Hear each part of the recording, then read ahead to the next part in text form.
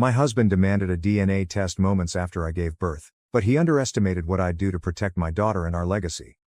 The words that just came out of my husband's mouth are far worse than the pain that rips through me like a sharp blade.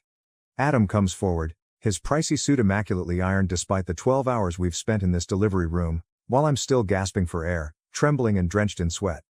He says, "I want a DNA test," in a flat, impersonal voice that sounds like he's ordering coffee rather than asking about our baby daughter's paternity. With her hand still holding our baby, my baby, the nurse freezes. The beeping monitors suddenly become too loud and obtrusive, and the room appears to shrink. Dr. Collins's wrinkled face wrinkles in worry as he looks up from his charts. My voice sounds odd and aloof, as if it were someone else's. "Adam, what are you talking about?" I ask. He refuses to look at me. Rather, he looks at our 7-pound daughter. 4 ounces of excellence, with calculating coldness. "You heard me, McKenna. I want proof she's mine." Like poison gas, the accusation lingers in the air. This is the result of 12 years of marriage. To make him feel even a small portion of the agony pulsing through my chest, I want to shout and throw something. Rather, I chuckle. It's an unpleasant sound, bitter and nasty. "Get out." The words make my tongue taste like metal. "Get out before I call security."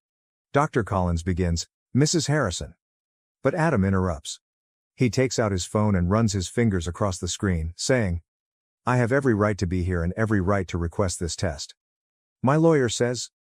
"Your lawyer? You've been talking to your lawyer while I was in labor?" I blurt out. The only indication that he is still capable of feeling guilt is a faint flush that appears on his neck. I've been preparing for this moment for weeks. The word keeps repeating in my mind. Weeks. My husband was organizing this ambush as I was folding little onesies and choosing nursery colors. I feel as though I've been physically struck by the understanding. Bless the nurse, she puts herself in our way. "Sir, perhaps we should continue this discussion outside." "No." I ignore my aching body's protest and push myself to sit up taller. Let him stay. Let him watch the test. Let him see exactly how wrong he is. Something flickers in Adam's eyes, but his expression remains unchanged. Disappointment? Solace? I can no longer tell. I used to be familiar with all telltale signs and micro-expressions. At what point did my husband lose his identity? "I'll set it up right away," Dr. Collins states in a deliberately casual tone. Though I must say, in my 30 years of practice. "Just do it," instructs Adam. I used to find his nervous habit of straightening his tie charming. The sooner we know the truth, the better. The reality. As though he still knows what that word implies. My girl, our daughter, is sleeping soundly in the bassinet, oblivious to the storm that is building all around her. Her dark hair, like mine, is already beginning to curl, and her little fingers are balled into fists. Even though my hands are shaking, I answer, "Fine," in a calm voice. "Do the test. But when it proves what I already know, don't expect forgiveness." His phone buzzes. Adam. He looks at it and his mask briefly comes off. Fear? Feeling guilty? He's on his way to the door before I can comprehend it. He says, "I'll be back tomorrow," without turning around. "My lawyer will contact you about the arrangements." I can breathe again as the door snaps shut behind him. Dr. Collins touches my shoulder tenderly. "McKenna, I'm so sorry." "Don't." I grab my phone, fingers already locating Sam's number. "I'll let my cousin know what to do. He always does. Just get me the paperwork for the test, and Dr. Collins, make sure it's witnessed every step," I respond. His eyes light up with comprehension as he nods. "Of course." I gaze at my daughter once more, committing to memory every exquisite feature of her face. Adam has no idea what he's started, regardless of the game he's playing or the falsehoods he's telling himself. After 3 days in the hospital, Sam feels as though his flat is a haven. As Tara bustles around the kitchen brewing tea, I curl up with Emma on his worn leather couch. My worries are calmed by the familiar smell of coffee grounds and old books, but my hands continue to shake. Saying, "He's changed all the locks," I observe Sam pacing. "Changed the security codes too. 12 years of marriage, and he locks me out like I'm some kind of criminal." With his journalist's notebook already stuffed with scrawled notes, Sam stops pacing. When exactly did things start changing with Adam? Think back carefully. The inquiry is a kind of gut strike. I close my eyes and attempt to remember when my marriage started to go apart. Maybe 4 months ago. He started working late, missing doctor's appointments. Said it was a big merger, the Preston Tech deal. Tara's expression is disturbed as she puts down a mug of chamomile tea. That closed months ago. I give it a quick glance. How do you know that? Tara looks at Sam and says, because my sister works in their PR department. The deal fell through in March. March, when Adam began bringing pricey new suits home. When the enigmatic business travel started. When he completely stopped caressing me. Sam taps his pen against the notebook and says, this is what doesn't add up. Why wait until the baby was born to demand a DNA test? Why not do it during pregnancy? Because he needed a scene, states Tara in a low voice. He needed witnesses. It dawns on me like a blast of cold water. He's building a case against me. Emma stirs in my arms, and I instinctively move her blanket. Her little face reminds me of how calm and trustworthy I used to be. Reluctantly, Sam says, there's something else. I made some calls. Adam's been meeting with divorce attorneys since January. January, I mumble. Looking down at Emma, I caught myself saying, when I first told him I was pregnant. When he smiled and hugged me and said everything was perfect. That son of a... Why go through with the pregnancy if he was planning this all along? Because of the Harrison family trust, Tara responds accordingly. Your father-in-law's will had specific conditions about heirs, didn't it? Things begin to come together. Even when I say, the trust only pays out if there are legitimate children, my voice sounds empty. He needed proof the baby wasn't his to invalidate the claim. Sam's phone is buzzing. His face darkens as he looks at it. Adam just posted on LinkedIn. He's accepted a new position at Grant Technologies. Grant. The name makes me think of something. Wait, isn't that the company that tried to buy out Harrison Industries last year? Sam concludes. The same one your father-in-law refused to sell to before he died. We all jump when someone knocks on the door. Glancing through the peephole, Tara takes a rapid step back. It's Adam. Don't open it, I say, holding Emma tighter. Adam's words, McKenna, echo through the door. I know you're in there. The DNA test is scheduled for tomorrow morning. My lawyer insists you be present. I take Sam's arm as he approaches the door. Wait. Let him talk. Adam goes on.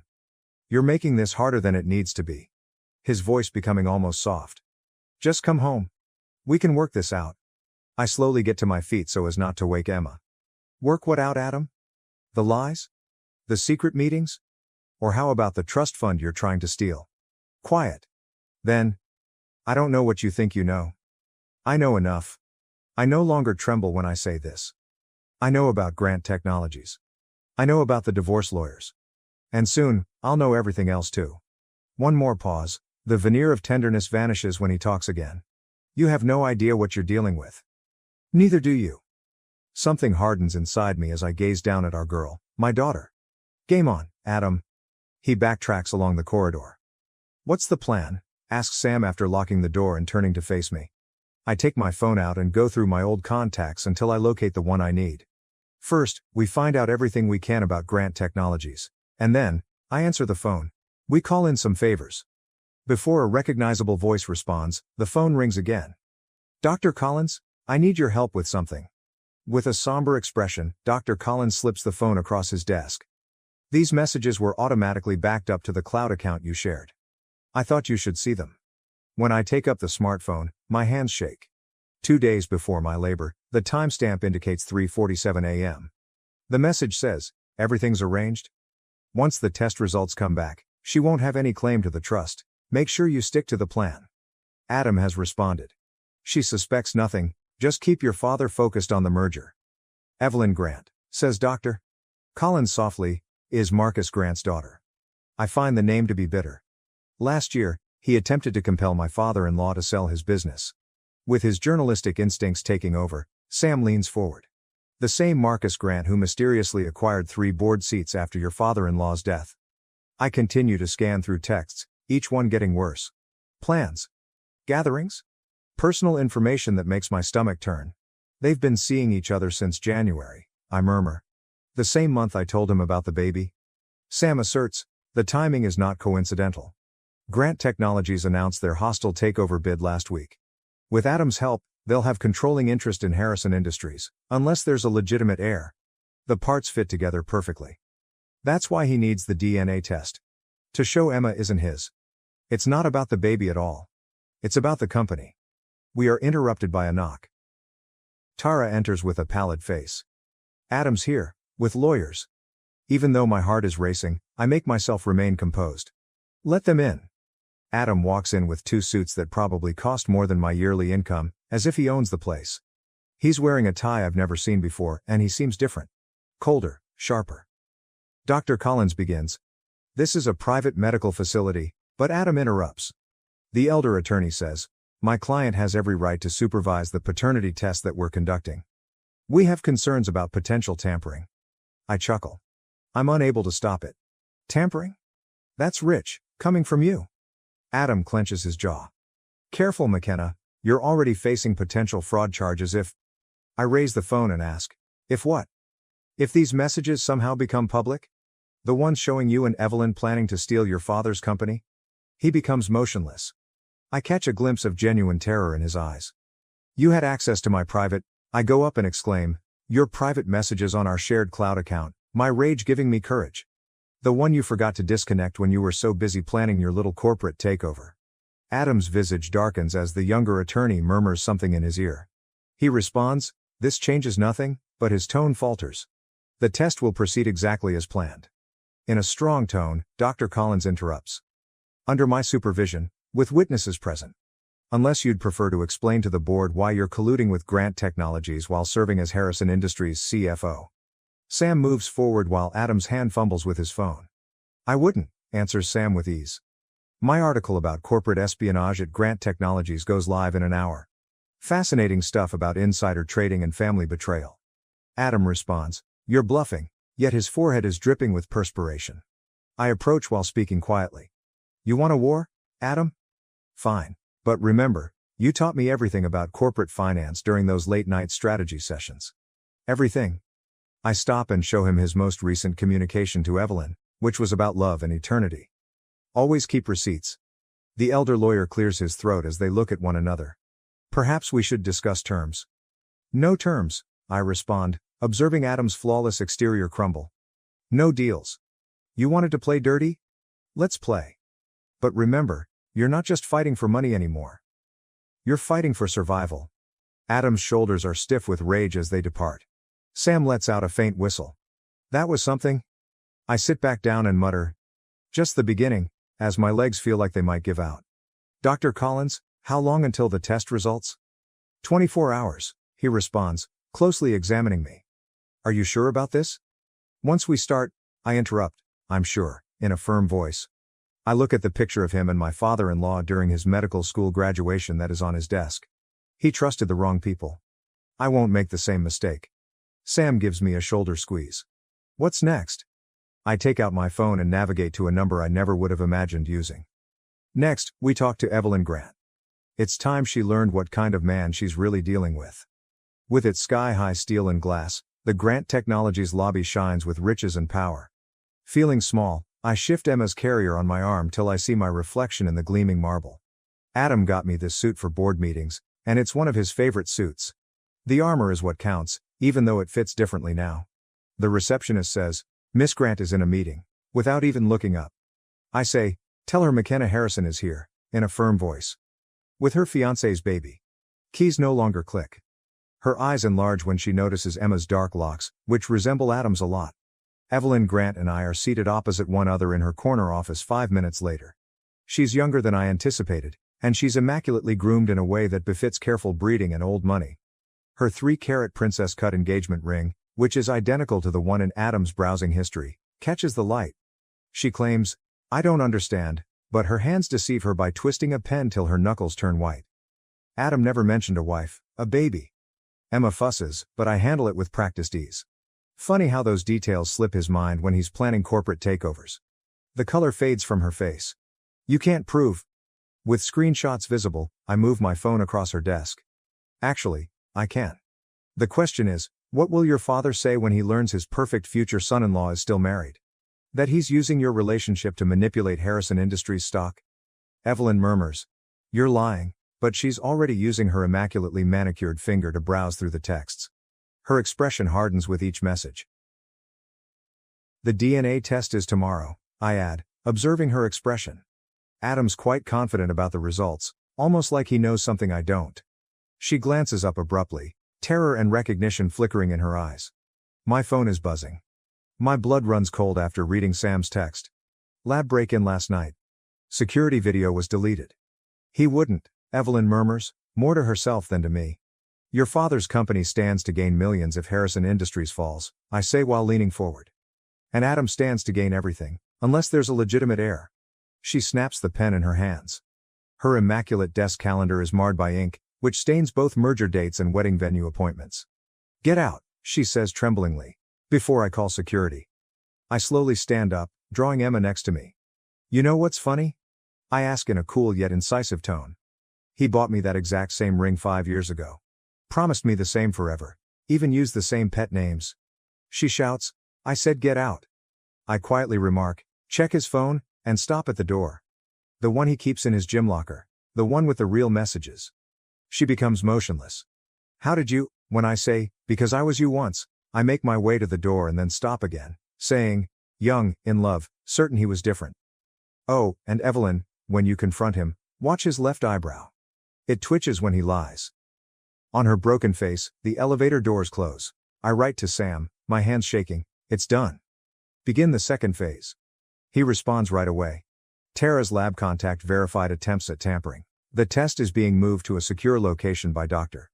Collins. Another message from an unidentified phone appears. When I open it, my heart stops. Clever girl, writes Adam, you can't remember who taught you how to play chess though. Check your email from Harrison Industries. If you don't leave the board within 1 hour, the creative accounting adjustments you assisted me with last year will be made public. It's your turn. I gaze at the screen, reliving the memories of late hours spent poring over spreadsheets, following Adam's instructions, and signing documents he insisted were standard. The realization of how long he has been planning this makes my stomach turn. Emma's little hand catches my finger as she stirs. I see my own resolve, my father-in-law's strength, and something else in her face that Adam never realized was part of the Harrison family's history. I call Dr. Collins. How quickly can you access the original audit files from last year? In response, already done. And McKenna, I found something interesting in your father-in-law's private records, something about a contingency plan. I smile for the first time in days. Tell me everything. With its clean whiteness and security cameras monitoring our every step, the safe lab feels like a fortress. Adam's attorneys hover close by while Dr. Collins stands at the testing station, his countenance unreadable. Emma ignores the stress that permeates the room as she rests in her carrier. When Dr. Collins says, the results will be available in 30 minutes, all parties will remain present. The door flings itself open. With mascara smearing her cheeks and her flawless poise ruined, Evelyn bursts in. I yell, you bastard! Adam takes a step back, his self-assured facade falling off. Evelyn, this isn't, she spits out, the gym locker, and throws her phone to him. It strikes the wall with a crash. 3 other women, and you're still married. The attorneys look at each other in horror. Sam stops him as he goes for his briefcase. Until we hear those results, Sam replies softly. Nobody leaves? Adam's uncomfortable gesture of straightening his tie is something I had nearly forgotten. This is ridiculous. Whatever McKenna told you? Evelyn interrupts him, her voice cracking. She didn't have to tell me anything. Your friend Marcus was quite helpful once I showed him the real numbers behind the Grant Technology merger. Adam's face loses color. You didn't? She smiles sharply and bitterly. Daddy's on his way with the SEC. A message from Tara says, security footage recovered, and my phone vibrates. A suspect in a lab break-in was identified. I give Dr. Collins the phone. After examining the picture, he turns to face Adam's younger attorney. The man begins to perspire. Interesting, says Dr. Collins in a cool but acerbic tone. Very interesting indeed. Adam looks from one of us to the other, calculating. I know the expression he gets when he's going to give up a piece to keep the game going. Adam says abruptly, the accounting irregularities, in a loud voice. McKenna signed off on all of them. She's just as culpable. With the exception of the backup plan, I break off, maintaining eye contact. The one my father-in-law left with Dr. Collins before he died. Adam becomes motionless. What? He knew Adam. About the embezzlement, about Grant Technologies. He documented everything, I add, now speaking steadily. Including your attempts to access Emma's trust fund before she was even born. Clearing his throat, the senior attorney does so. Mr. Harrison, perhaps we should... Shut up. Adam's calmness totally breaks. His fists are clenched as he rounds on me. You're bluffing? Richard trusted me, Dr. Collins adds in a low, uncompromising voice. Not just as his doctor but as executor of his estate, including the real will. The device emits a beep. Test findings are available. Sam stops Adam before he can get the printout. It's over, declares Sam. The SEC has everything: fake DNA test orders, embezzlement records, even your deals with Marcus. The hall reverberates with the sound of heavy, deliberate footsteps. Adam steps back from the entrance. "McKenna," he adds as his voice mellows into that accustomed cunning tone. "We can still fix this, for Emma's sake?" I say. "Don't you dare." With words that burn like acid. "Don't you dare use our daughter as a bargaining chip." The door opens. First to arrive are two SEC agents and Marcus Grant.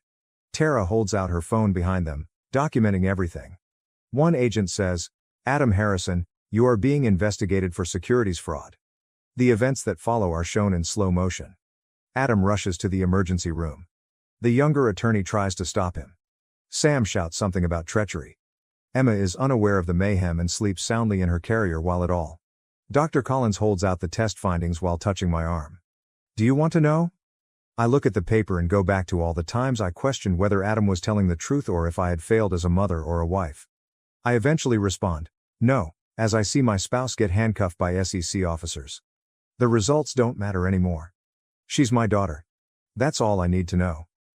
Marcus Grant walks up, his expression solemn. "Mrs. Harrison, we'll need your testimony tomorrow." I pull Emma in close. "Right now, I'm taking my daughter home." I hear Adam yelling my name as we head out, desperate now, realizing what he's lost. I don't turn around. Not every game is worth winning. Some successes come from letting go rather than seeking retribution. Lawyers, testimony, and struggles for control of Harrison Industries are all part of tomorrow. But I've got all I need in my arms tonight. The boardroom at Harrison Industries is cooler than I recall. After the SEC probe was made public, half of the board left, so perhaps that's why there are empty seats. Perhaps it's the way Sam avoids eye contact with me or the way Dr. Collins is constantly looking at his watch. Marcus Grant spreads paperwork across the gleaming table and declares, "The evidence is conclusive." The results of the DNA test were changed before they were sent to the lab. Adam's new attorney cuts in with a suave voice, "However, Mrs. Harrison was complicit in the financial irregularities, according to my client." Even I sound hollow when I explain, "The signature on these documents was forged. I never—" "Can you demonstrate it?" More documents are slid forward by the attorney. "The evidence from these trading records indicates otherwise. During the relevant period, there were significant transfers to your personal account." As I recognize the account numbers, my hands shake. It's our joint account, the one Adam ordered I cease keeping an eye on since he had it handled. This is absurd. Sam stands up suddenly. McKenna allegedly approved these transactions while she was on maternity leave. The lawyer has a shark-like smile. Timestamps indicate otherwise. The doctor clears his throat. Marcus Grant continues. "The contingency plan has been compromised," his words tumbling like stones. "Last night, someone gained access to Richard Harrison's personal documents. Everything is gone. The space whirls. I feel the earth move beneath me as I hold onto the edge of the table. That's not possible. The security procedures were bypassed," the attorney states in a tone that borders on empathetic. "Using your login information and some really intriguing emails regarding offshore accounts." My phone is buzzing. I'm shivering after reading Tara's message. Emergency updates. Company stock is plunging. Reports regarding fraud at Harrison Industries' various levels are currently in the news. The DNA test fiasco is causing a lot of conjecture on social media. I can explain, but Adam's attorney raises his hand. He straightens his papers and stands up saying, "Save it for the SEC hearing." In the meantime, considering the situation, the board has called for an emergency vote of no confidence. "You can't," the words grate on my throat. My father-in-law dedicated his life to this business. He had faith in me? Believed you? Adam's voice interrupts, causing me to wince.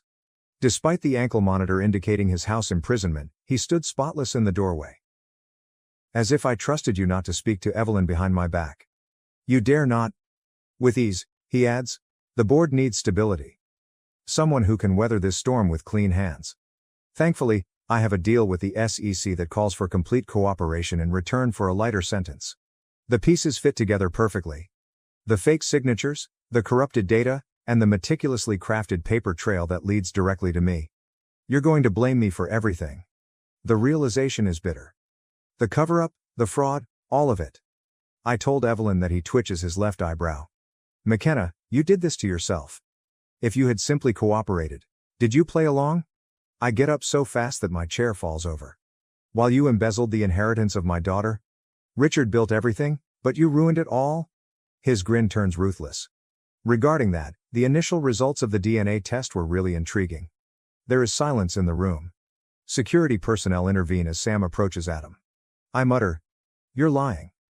But suspicion seeps in like poison. All those late hours at work, the enigmatic business trips, the way he avoided talking about nursery colors or baby names.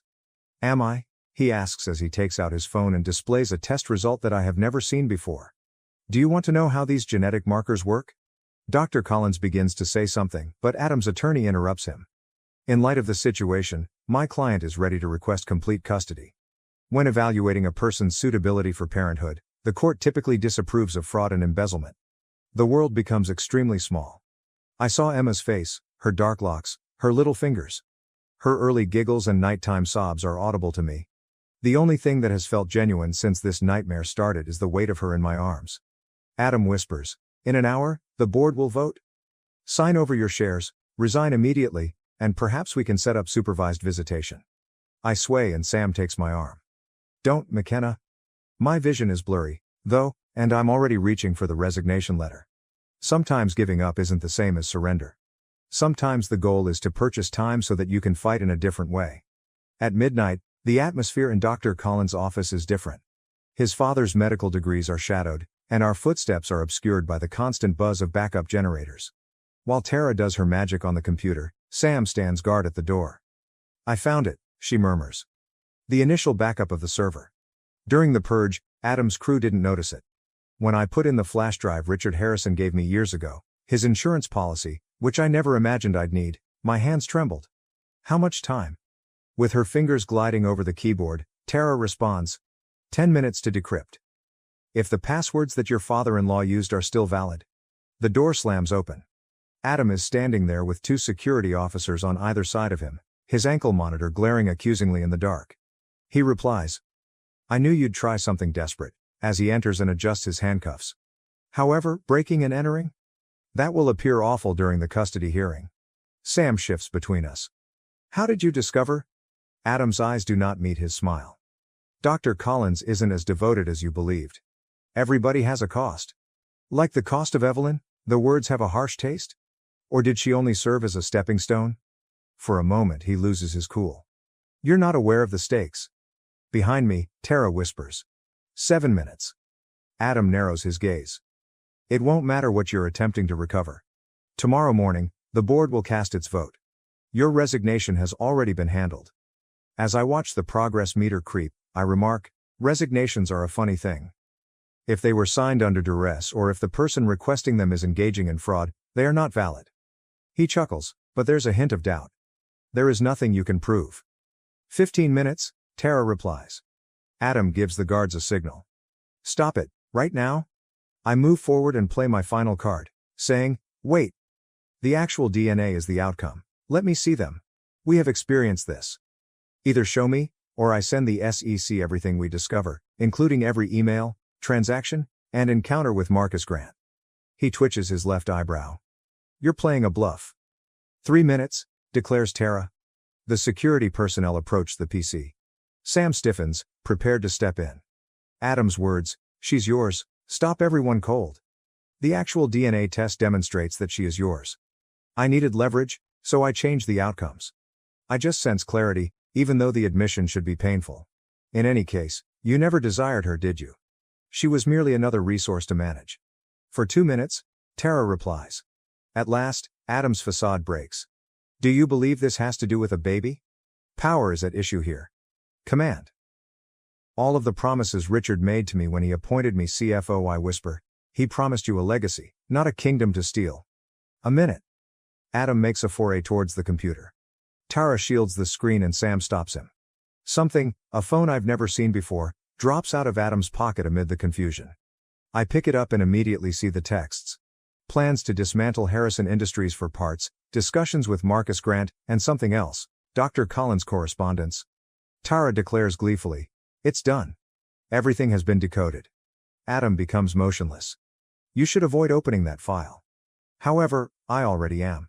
The room is filled with the voice of Richard Harrison, who made a video confession just days before he passed away. He gives names, explains plans, then offers a last surprise. Now that I finally understand, I tell Adam, the company was never yours to steal. Before he passed away, Richard made a revision to his will. He gave Emma the reins of power. Adam says, trembling, impossible. She was not born at all.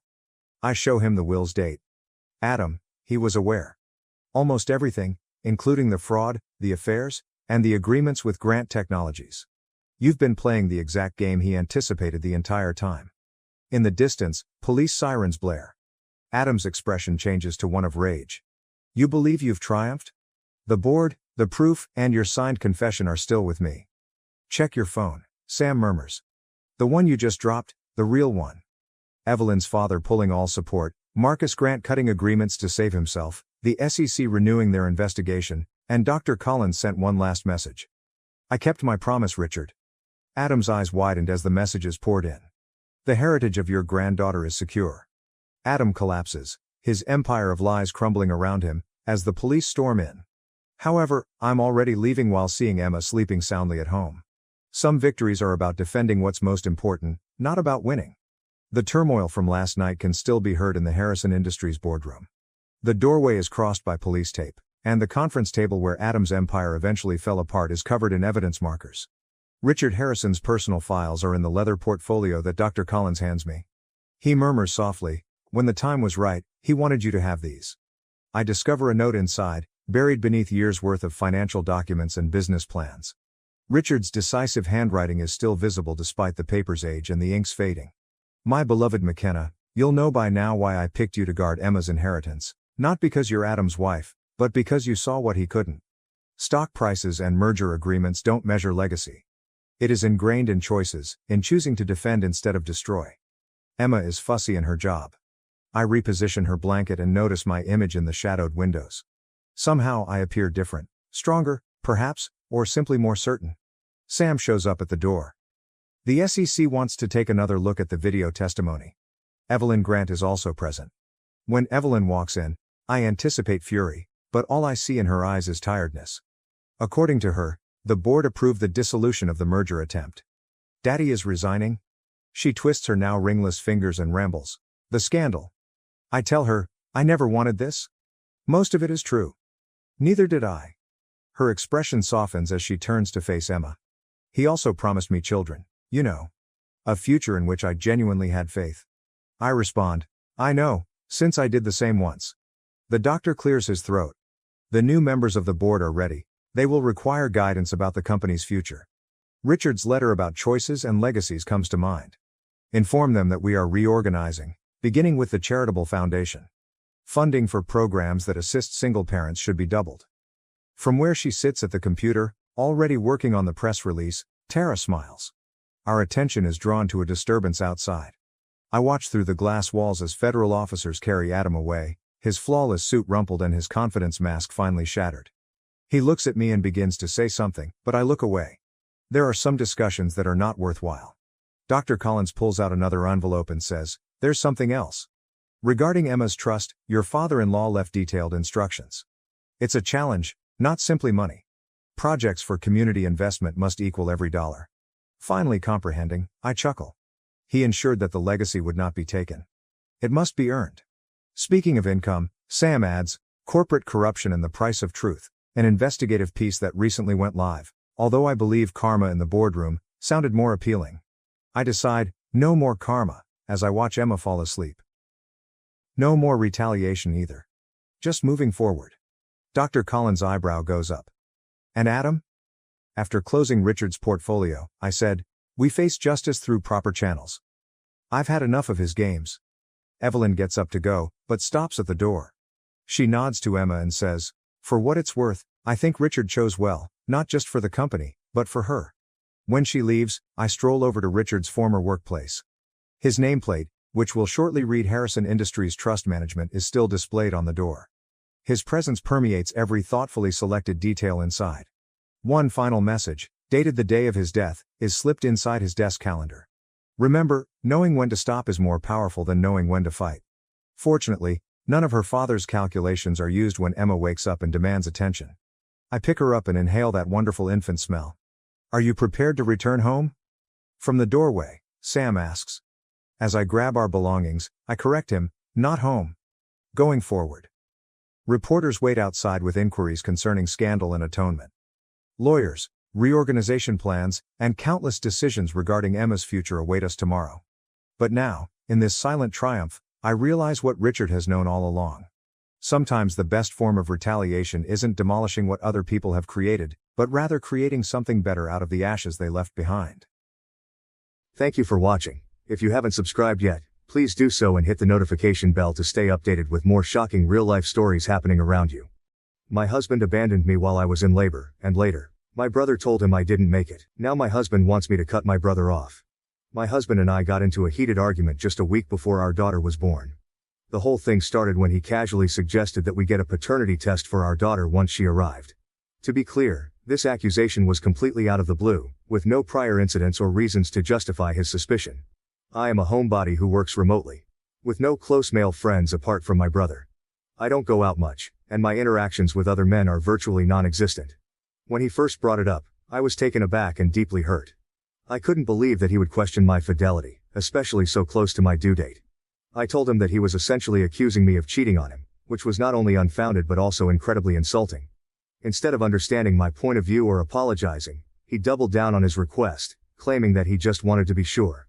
This became a recurring topic over the next 3 days. Every time he brought it up, the stress of the accusation started to weigh heavily on me. I felt physically ill from the constant tension.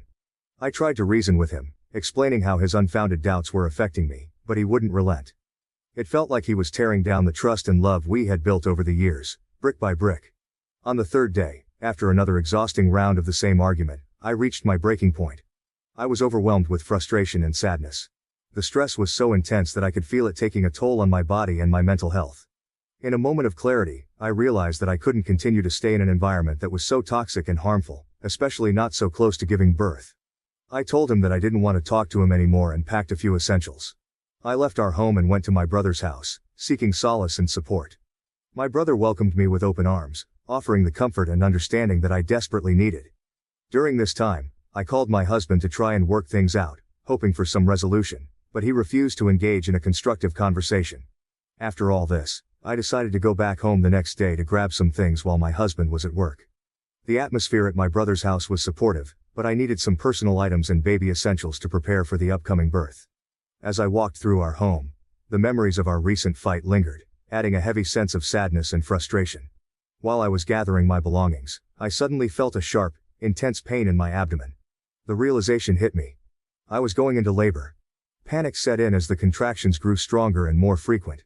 I needed to get to the hospital immediately. My first instinct was to call my husband, despite our unresolved issues. After all, he was the father of our child, and deserved to be there for the birth. I dialed his number, but there was no answer. I called again and again, a total of 16 times, with each attempt going straight to voicemail. My heart pounded with anxiety and fear. How could he not answer? Didn't he see the urgency in my repeated calls? Each ring that went unanswered only heightened my sense of isolation and dread. Desperate and in pain, I called my brother, explaining the situation between labored breaths. He assured me that he was on his way and tried to reach my husband as well. My brother called him another half a dozen times while driving to pick me up and then continued calling on the way to the hospital. But there was still no response. The silence from my husband was deafening, amplifying my fears and frustrations. As my contractions became more intense, I clung to the hope that my husband would somehow show up. The ride to the hospital felt interminable, each bump in the road sending waves of pain through my body. My brother, trying to remain calm for my sake, drove as quickly and safely as he could. His wife, a nurse, was on the phone, guiding us through the process and preparing to meet us at the hospital. Just when I thought things couldn't get worse, I felt an overwhelming urge to push. We were still miles from the hospital, and it became clear that I wouldn't make it in time. My brother pulled over, and his wife instructed him over the phone on what to do. In the cramped space of the back seat, I gave birth to my daughter. The pain was excruciating, and the situation was terrifying. I was bleeding heavily, and my brother's wife, who arrived just in time, helped deliver the baby and tried to manage the situation as best as she could. By the time we reached the hospital, I was in critical condition. I was rushed into surgery to stop the bleeding and had to undergo an emergency hysterectomy. Bonding with my daughter has been incredibly hard. Each time I look at her, I feel a mixture of overwhelming love and deep sadness. She is beautiful and innocent, a light in this dark period, but I can't shake the lingering pain and trauma from her birth. Holding her, I feel the pressure to be strong and joyful. Yet the memories of the emergency and the surgery keep pulling me back into a state of sorrow and exhaustion. My brother's wife has been an immense support during this time. Her medical knowledge and calm demeanor have been invaluable, but even she knows that this emotional healing will take time. The point is that while I was still groggy and recovering from surgery, 10 hours after I had first called, my husband finally responded. I was just beginning to come around, disoriented and in pain, trying to make sense of everything that had happened. The nurses were bustling around, checking on me and the baby, and I could barely keep my eyes open. My brother had been by my side the entire time, his face etched with worry and exhaustion. He had my phone, handling all the calls and updates to family and friends. When my husband finally called back, my brother's face contorted with a mix of relief and anger. He couldn't believe it had taken my husband so long to respond, especially given the urgency of the situation. As he answered the phone, I could see the anger and frustration boiling over. My husband's voice came through, asking why I hadn't answered his calls. The sheer audacity of his question, after hours of silence during the most critical moment of my life, was too much for my brother to bear. "This is Jake," he said, his voice shaking with controlled fury. "I'm at the hospital. She didn't make it." Without waiting for a response, he turned off the phone, his hands trembling. My husband rushed to the hospital, arriving just as I was starting to wake up. The look on his face was a mix of panic, guilt, and desperation. He stormed into my room, his voice rising in anger and confusion. "Why didn't you answer my calls? What's going on?" he shouted, his eyes wild. Before I could even process what was happening, the hospital security intervened, forcing him out of the room to prevent further distress to me. I was too weak and disoriented to fully grasp the situation, but the emotional turmoil was evident. The hospital staff explained that they needed my signature to allow him back in, but I was in and out of consciousness, barely able to focus on anything. My brother's actions, though harsh, were driven by the intense fear and helplessness he had felt during those long hours. He had watched me struggle through labor, bleeding and in pain, all while my husband was unreachable. To him, those 10 minutes of fear he inflicted on my husband were a fraction of what he had endured. My sister-in-law thinks it was horribly cruel of my brother to tell my husband that I didn't make it, but she also believes that my husband deserved a taste of the fear and helplessness we all felt. She understands the emotional roller coaster we went through and, while she wouldn't have done it herself, she doesn't completely condemn my brother's reaction. My brother, on the other hand, stands firmly by his prank. He justifies it by saying that he only gave my husband 10 minutes of the same fear he had felt at my side for over 10 hours. He had witnessed firsthand the agony and danger I was in while my husband was unreachable. Whenever he sees my husband now, he doesn't hesitate to remind him that I nearly died because we waited for him. He's relentless in driving home the point, hoping it will instill some sense of the gravity of the situation. Before all this, my brother was mostly indifferent to my husband. They were cordial but not particularly close. Now, the animosity is palpable. My brother absolutely hates him, and you can see it in his face whenever my husband enters the room. The once neutral expressions are now replaced with a deep, seething resentment. Since the birth, my brother has been visiting a lot. He doesn't trust my husband to care for me properly, while I'm still healing. He makes sure that I have everything I need and helps with the baby, ensuring that I am supported during this vulnerable time. His protective nature has intensified, and he seems determined to be there for me in every way possible. My husband, on the other hand, is furious. He's outraged that my brother won't apologize for the prank and that I won't make him. He believes that I should force my brother to apologize, viewing it as a matter of principle. When I told him that the only reason my brother had my phone was because he wasn't there, he exploded in anger. He yelled at me, his frustration and guilt manifesting as rage. I'm trying to be empathetic, to understand that my husband feels guilty about everything that happened. I know he's struggling with his own emotions, but his reactions make it difficult to bridge the gap between us.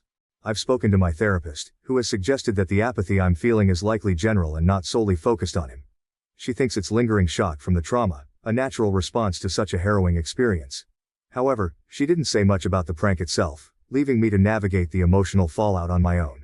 My mother-in-law has been texting me to say that my family is horribly cruel for the prank and that I should go no contact with my brother, and now my husband is saying the same. I just don't know what to do. I'm not in a good headspace. It's been hard to be in the same room with my husband and I've been sleeping in the guest room with my daughter. He brought up the paternity once, and I just exhaustedly told him to either get out of my face or go stay with his mom if he's planning on stressing me out even more. I really don't feel myself. And yes, I am taking the likelihood of PPD seriously, and my therapist who has suggested that it may be PTSD too. However, I just want more opinions because I just don't know. This isn't a black and white issue. The fight you had was real, your anger was real, and the anger you feel at your husband is real. Your brother's prank was too far, but not completely undeserving.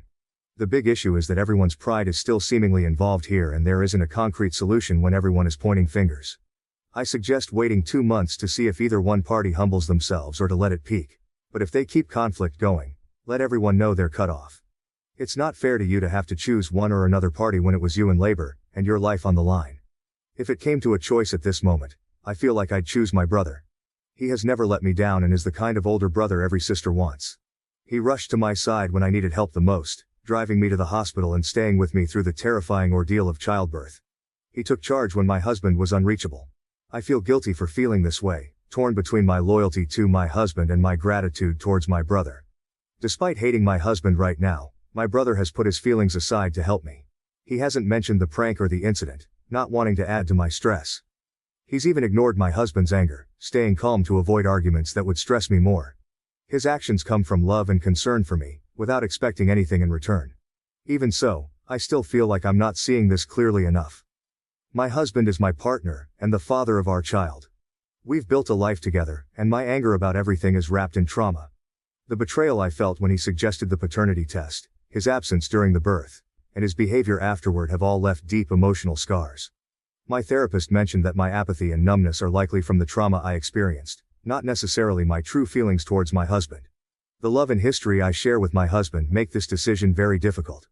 I'm trying to balance my anger and disappointment with the understanding that he might be feeling guilty and overwhelmed too. But every time I remember those critical moments when I needed him the most and he wasn't there, I feel betrayed, and it clouds my judgment. My brother, on the other hand, has been consistently supportive. He's helped me through this challenging time, showing me what true support looks like. The contrast between his actions and my husband's is stark, and it's hard not to let that influence my feelings. Update. I don't believe this is something we can recover from. I can't imagine being able to heal alongside him, especially since he must have known it was me calling and still hasn't explained why he ignored my calls. I initially thought I would take my time to decide, but I realize now that I don't want to forget the agony of waiting for him, convinced he wouldn't abandon me regardless of his anger. I took the time to think back to that moment before everything went downhill. The memory is vivid and painful. I remember the contractions hitting hard and fast, each one more intense than the last. I was on my knees, trying to breathe through the pain, clutching my phone as if it were a lifeline. The fear and betrayal I felt were overwhelming. With each ring that went unanswered, my sense of isolation grew. I kept hoping, praying that he would pick up, that he would be there for me in this critical moment. But each time the call went to voicemail, the reality set in deeper. He wasn't coming. I felt grossly betrayed and utterly alone. This wasn't just about a missed call. It was about trust and support at the most vulnerable moment of my life. I needed him, not just as my husband, but as my partner, the father of our child. The person I thought I could rely on unconditionally was nowhere to be found when I needed him the most. The fear I felt wasn't just for myself, but for our unborn daughter as well. I was scared for her safety, scared of what might happen if I didn't get help in time. I've replayed that moment in my mind countless times, and each time, the feelings of betrayal and loneliness wash over me anew. I just don't think there's any coming back from that. It's not something that can be easily forgiven or forgotten. It's a breach of trust so deep that it shakes the very foundation of our relationship. I also think about my daughter and the kind of example I want to set for her. I wouldn't want her to think it's okay to stay with a man who destroyed her trust that way. She deserves to see what a healthy, supportive relationship looks like. Staying in a relationship where trust has been shattered would send the wrong message. I want her to grow up knowing her worth and the importance of being with someone who truly values and respects her. I plan to contact an attorney and meet with them in the coming weeks. Thankfully, we have a prenup, so I hope the process won't be too difficult. This situation became even clearer when a friend asked if I would still trust him to sign off on my medical papers. My immediate reaction was a strong no. I wouldn't trust him at all. I want to remove him from that responsibility as soon as possible. Honestly, I'd trust my old college roommates more than him. I would never have ignored so many of his calls unless I had specifically told him I was unavailable, and even then, I would have been more responsive. I feel good with my brother and sister-in-law here with me. Their presence has been a huge comfort, especially with my sister-in-law being a nurse. She was there through the birth, and her medical knowledge and calm demeanor have been invaluable during my recovery. Knowing she's just a room away if I need anything, gives me a sense of security I desperately need right now. Having them here has really helped us bond in a way we never really had time to before. My sister-in-law and I have always gotten along, but this experience has brought us closer. We've spent countless hours talking, not just about the baby, but about life, our hopes, and our fears. She's been a sounding board for my anxieties and a source of practical advice, from breastfeeding tips to managing postpartum emotions. It's a deeper connection than we've ever had, and I'm grateful for it. My brother too has been a pillar of strength. He's taken on so many responsibilities, from running errands to helping with the baby, and even just being there to talk to. His support has been unwavering, and it's made a world of difference. He's always been my protector, but now, more than ever, I see the depth of his love and commitment to our family. I've also finally told my old friends about the baby, and their responses have been heartwarming. They were thrilled to hear the news and eager to help. They've started alternating visits to come and support me, bringing meals, helping with household chores, and giving me some much-needed breaks. Their presence has been a breath of fresh air, reminding me of the strong network of friends I have, even though we might not see each other as often as we used to. The camaraderie and support from my friends have lifted my spirits significantly. They've been sharing their own parenting experiences, offering advice, and just being there to listen. It's reassuring to know that I have a community that cares for me and my daughter, ready to step in whenever I need them. This collective support has been crucial for my mental and emotional well-being. It's helping me navigate the challenges of new motherhood and the complex emotions surrounding my relationship with my husband. None of this even addresses the paternity test, but I'll get it done for the legal proceedings. So, he'll get what he wants. Anyway, I'm safe and well, and my daughter is healthy and as sweet as can be. She sleeps peacefully anywhere and nurses easily, which is such a relief given how much everything still hurts. Making this decision has lifted a weight off my shoulders, and my sister-in-law has been wonderful in helping us bond. Thank you for letting me write this out. I'm not great at keeping diaries or journals, but writing to people feels different and has really helped clarify things for me. Even my therapist mentioned that I seem clearer and calmer. I might give a diary another try as she suggested. I will now move forward with divorcing him because I no longer trust him as a partner. Trust is fragile and foundational in any relationship. My husband's unfounded doubts and his suggestion for a paternity test not only hurt me deeply but also broke the trust we had built. When trust is compromised, the entire relationship can crumble. It's essential to be with someone who believes in you, without needing constant reassurances of your loyalty and love. Enduring such a traumatic event taught me the value of emotional resilience. Despite the fear, pain, and betrayal, I had to find the strength to move forward for the sake of my daughter and myself. Life can throw unimaginable challenges your way, but you must find the inner strength to persevere and overcome them. Thank you for watching. If you haven't subscribed yet, please do so and hit the notification bell to stay updated with more shocking real-life stories happening around you. My mother is pressuring me to pick between my boyfriend and her because his family treats me badly. I am 3 months pregnant. Hi, I'm Lily, a 19-year-old college student, and I've been in a relationship with my boyfriend Jake, also 19, for over a year now.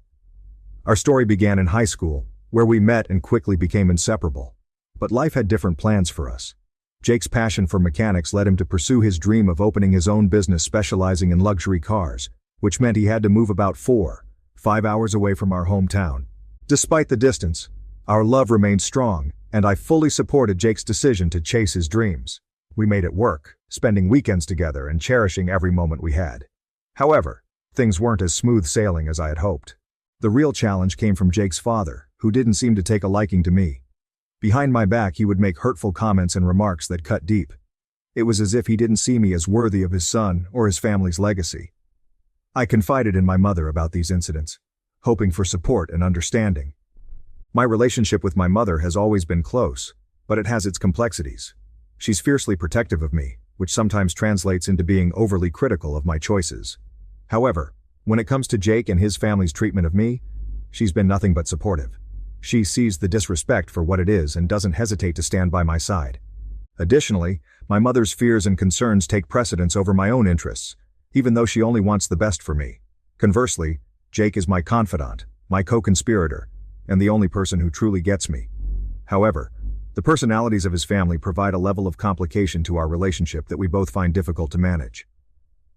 As I stand at this crossroads, torn between the love I have for Jake and the pressure from my mother to re-evaluate our relationship, I can't help but wonder what the future holds for us.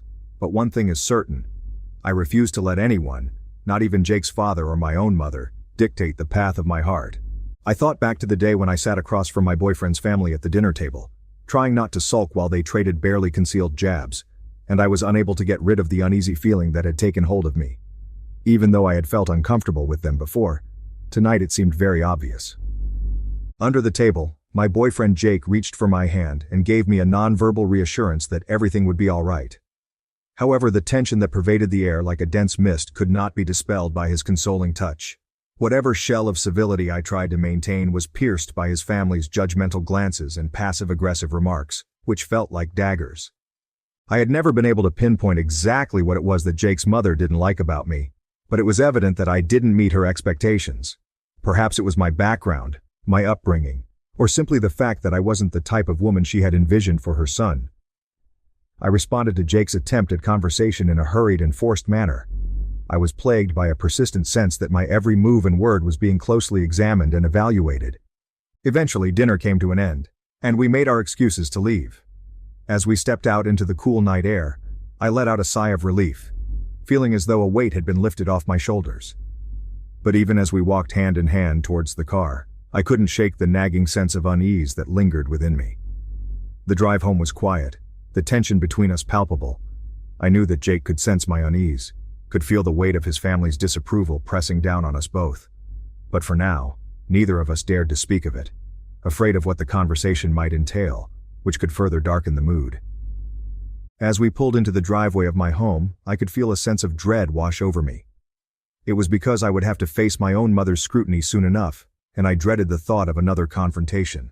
Therefore, all I wanted was to escape into the safety of my own room, away from the prying eyes and judgmental whispers. On the following day, the tension in the air was palpable as I sat across from my mother, her disapproving gaze fixed on me like a spotlight. We were in the familiar surroundings of our living room, but the atmosphere felt heavier than usual, weighed down by the unspoken tension between us. The room was heavy with tension as my mother's voice began, carrying an urgency that sent a shiver down my spine. I knew what was coming, and I braced myself for the impending storm. She wasted no time in getting straight to the point. "I've been thinking a lot about you and Jake," she said, her words laced with a hint of disdain. "And I can feel that this relationship isn't good for you." I felt a knot form in the pit of my stomach as her words hit me like a punch to the gut. I had anticipated her disapproval, but hearing it out loud still stung.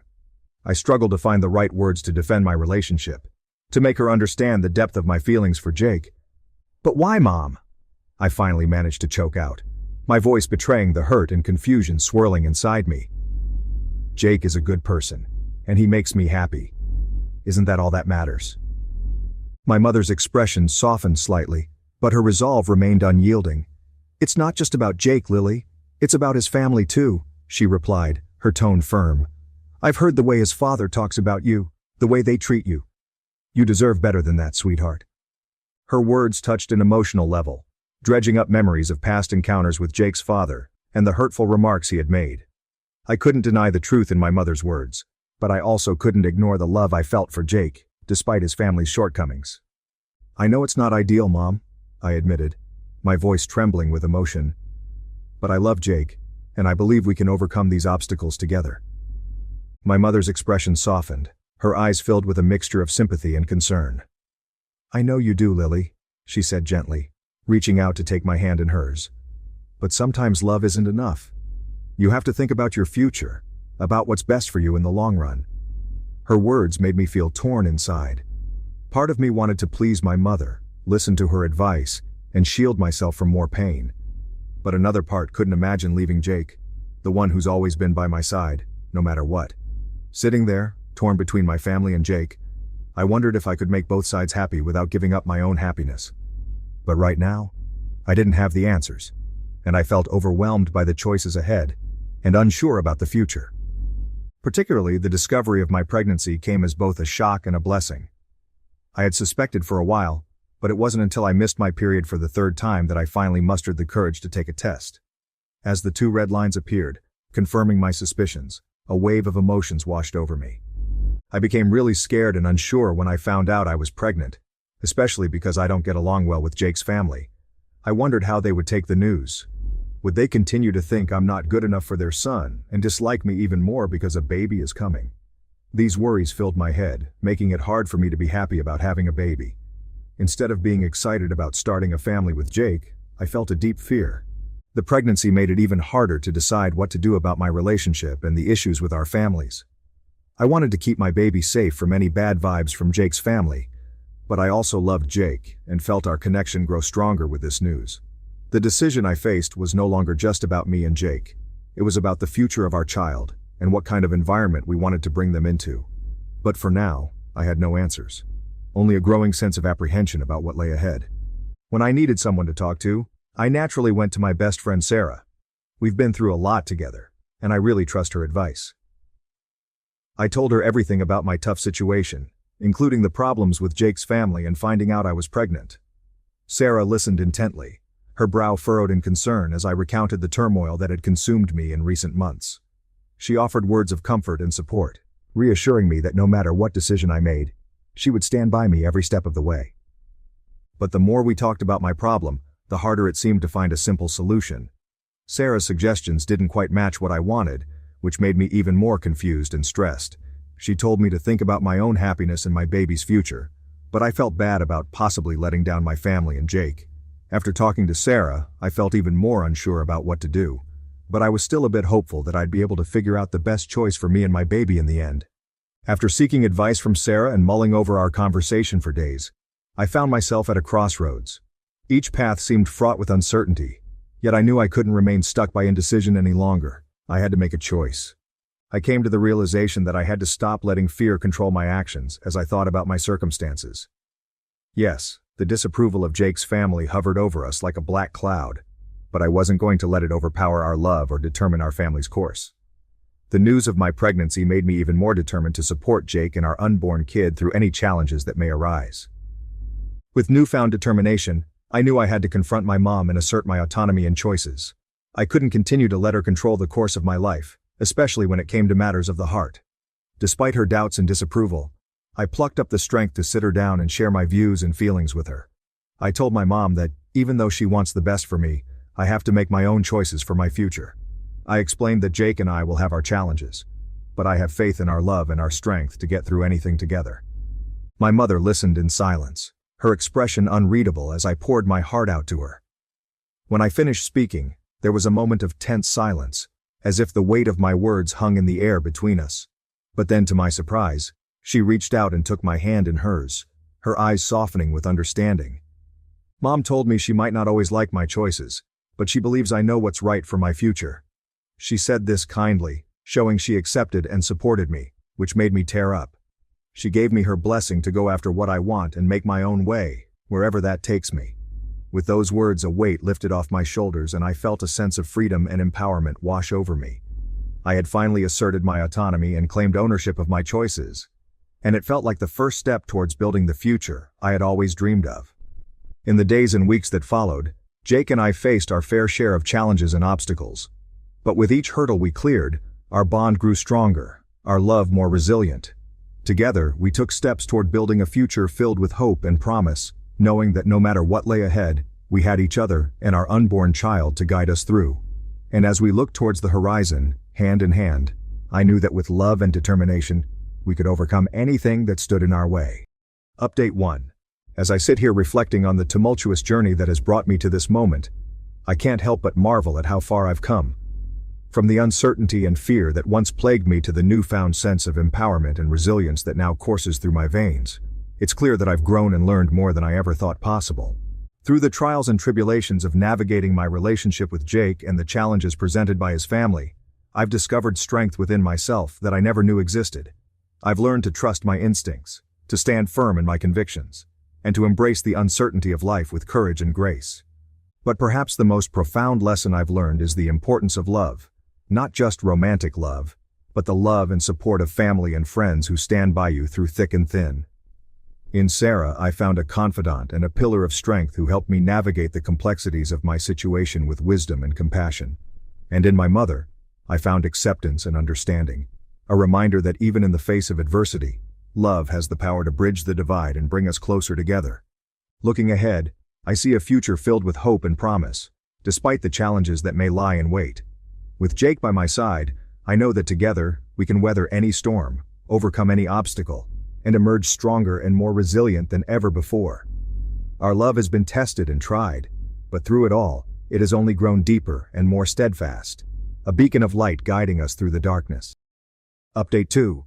As we prepare to welcome our child into the world, I'm really thankful for all the good things in our life. I'm excited for a future full of happiness and all the small, wonderful moments that show us how beautiful life is. When I think about looking into our baby's eyes, I'm sure we can handle any problems together, with love leading us.